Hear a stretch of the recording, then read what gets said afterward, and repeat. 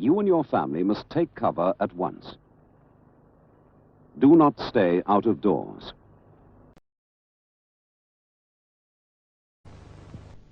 Listen to your radio. Details will be given about what to do, when to do it, and how. When you hear them, you must stay in the safest position in the house. Keep the doors shut.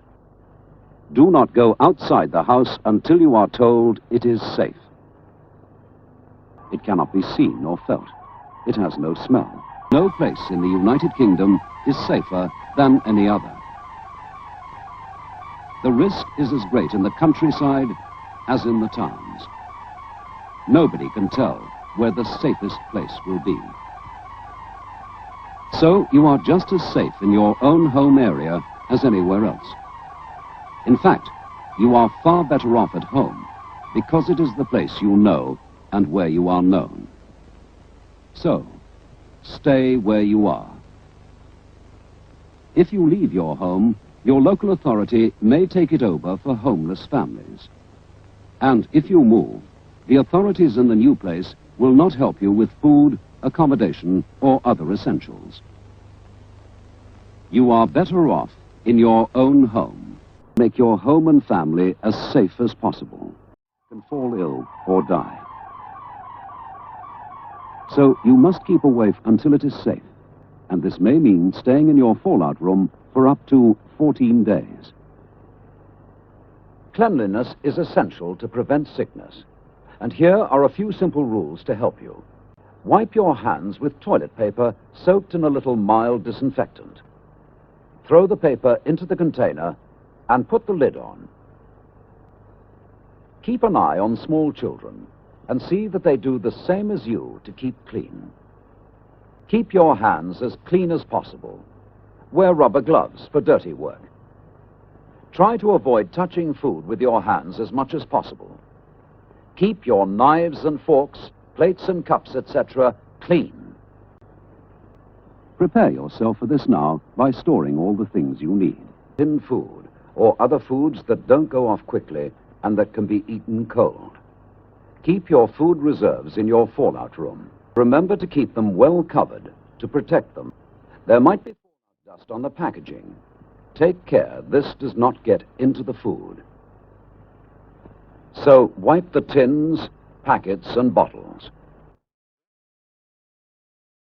You may not be able to replace your stocks of food for a long time, so make them last.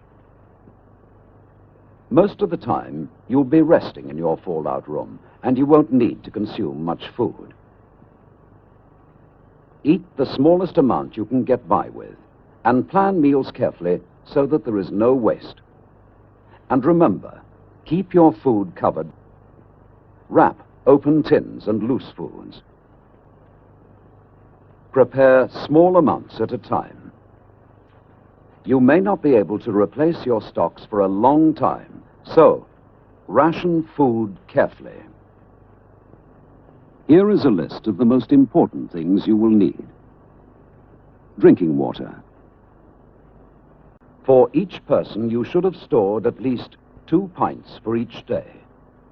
Don't waste water on washing or anything else. Food, mostly in tins.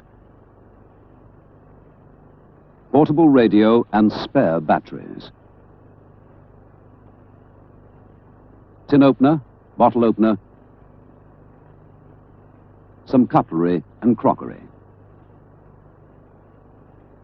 Warm clothing. Plenty of strong disinfectant and toilet paper.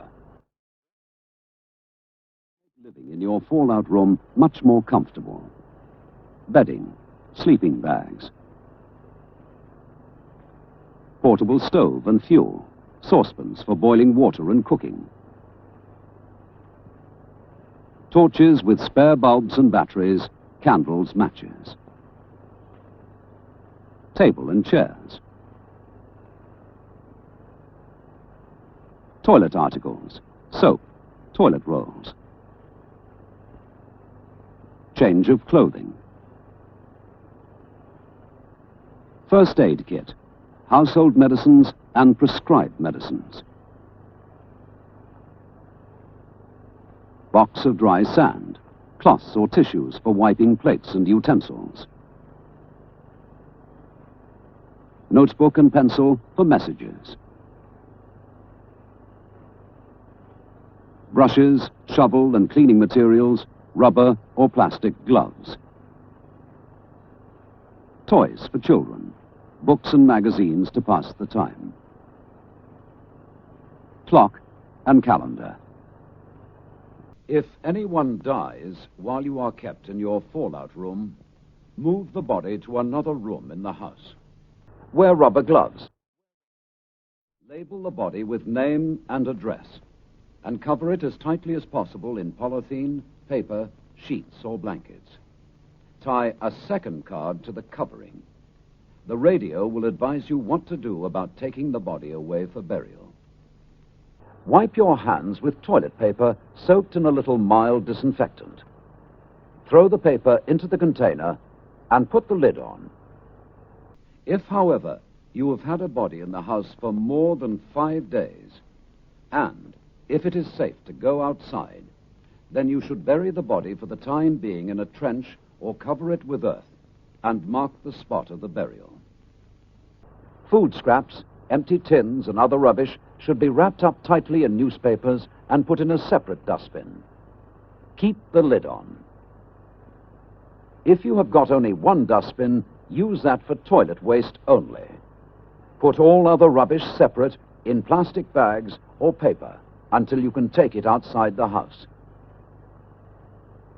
If you must use water for cooking, use as little as possible. If you heat cans of food in a saucepan of water, don't throw the water away. It can be used over and over again. By the way, make sure you pierce the top of the can before heating.